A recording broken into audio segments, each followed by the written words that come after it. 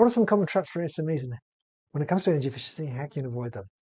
Some of them are the shiny object buyers, buying new technology before fixing the basic stuff like the schedules and controls. Counter that by doing that rung by rung. Just start with the optimizing what you already have at the start. Overpromise savings from variable speed drives, or overpromise savings from almost any supply of energy efficiency products based on my experience. I used to have a boss who used to tell me when this was when I was doing design engineering, you come up with a cost multiplied by pi and add by 25%.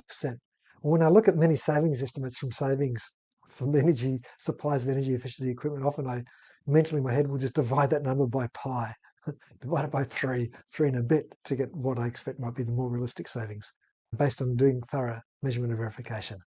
Now, you also need to be aware of invisible costs associated with upgrades. And these costs can be things like dealing with access control, scaffolding, ladders if needed, getting access on heights, safe access, works out of hours, downtime. So it's really good that the works are planned out with a fair bit of detail before committing. Now that may go beyond a little bit beyond the scope of an audit, but it's probably good economy once you're committed, a good practice just to have a detailed project plan which clearly identifies all the costs so that you're less likely to get surprised is pretty important.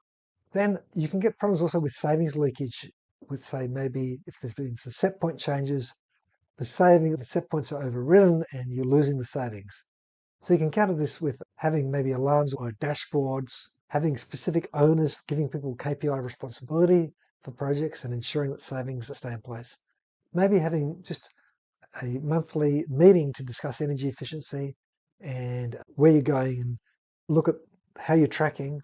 This is where dashboards can be really helpful and try to identify and fix any problems. There will also be a split incentive between a tenant and if you're a tenant or if you're a landlord, because no one invests because the person who invests doesn't capture the savings.